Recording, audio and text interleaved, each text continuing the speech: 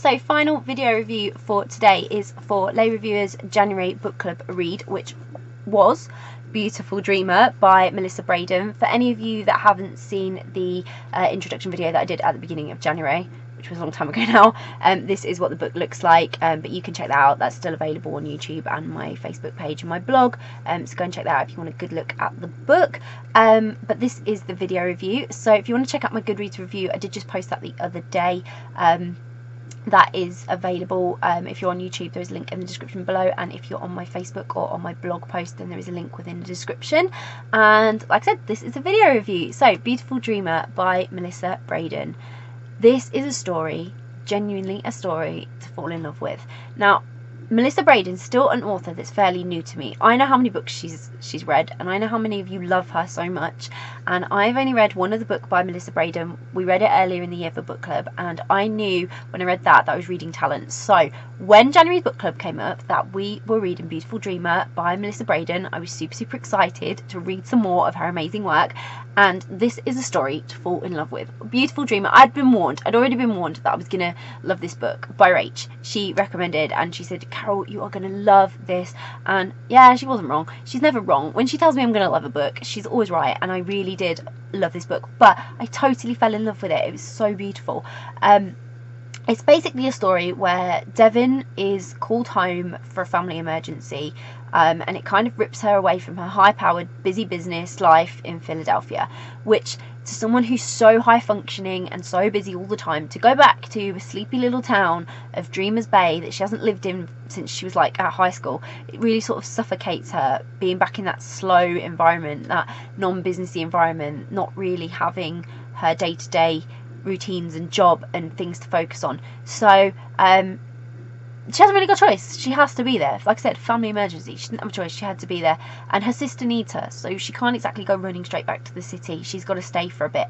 But upon arriving, she is met by Elizabeth, who has started to put the thing, like bits and pieces, in motion to help with the family emergency. Elizabeth is a super helpful person that Devin doesn't quite remember going to high school with. She doesn't really remember anything about Elizabeth, but she's always there, she's always on hand, and she's really helpful. So despite Devin's behaviour, which Elizabeth finds a little bit disconcerting because she knows her, and she's a bit put out by the fact that Devin doesn't really seem to remember anything about this wonderful place that Elizabeth calls home.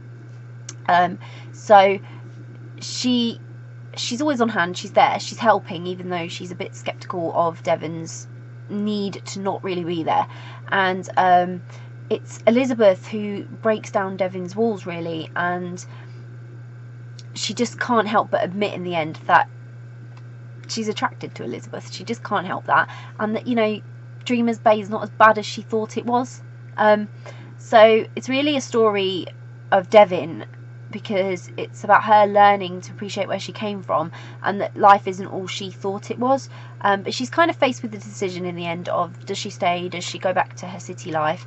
And Elizabeth is really heartbroken, but that leaves Devin conflicted, and she has to make decisions, she has to make a choice, and she instantly questions if she's made the right one. That's what a lot of this story is about, Devin questioning her choices, Devin realising there's more to life than business, more to life than work, more to life than being successful, and she's missing something, and it's Elizabeth who is really making her aware of all of that. So it was just such a beautiful story, really emotional, and the characters are what made it special, because Elizabeth, this book is worth reading alone just for Elizabeth, but Elizabeth and Devin are brilliant. They have a fantastic relationship in the way they interact, and that really makes the book something special. But genuinely, for me, Elizabeth is a character that makes this story. You'll instantly be charmed by her. She's so admirable. You should totally be like Elizabeth. If more people were like Elizabeth, we'd live in such a wonderful world.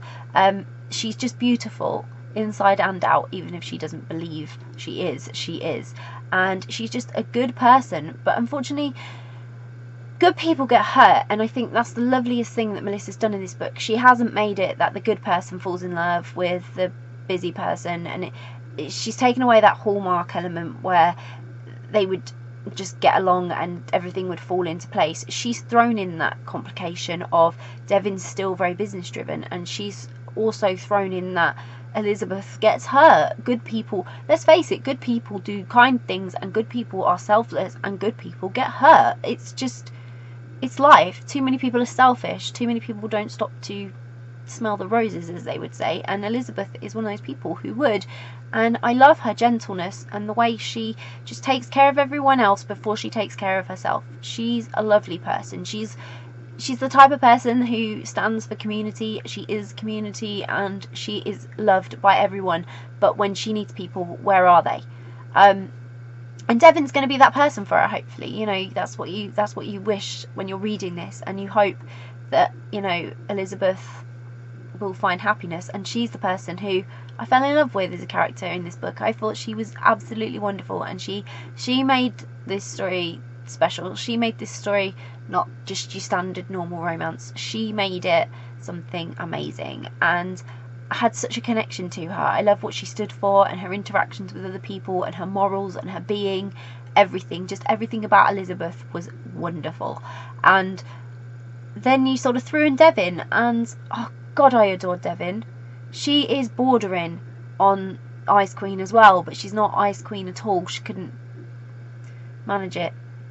She couldn't, but she's very nearly there with the business suits and stuff. But she's got too much heart. She's got too much emotion, and it shows too quickly.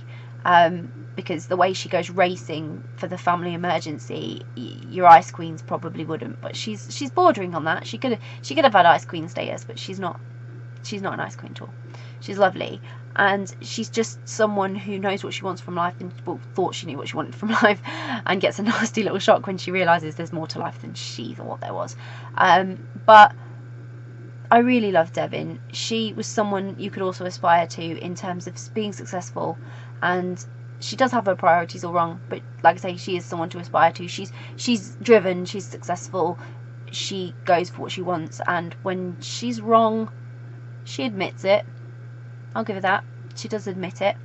But she did have to learn that things were more important in life, and I loved that Elizabeth was the one to teach her that. It was very Elizabeth of Elizabeth.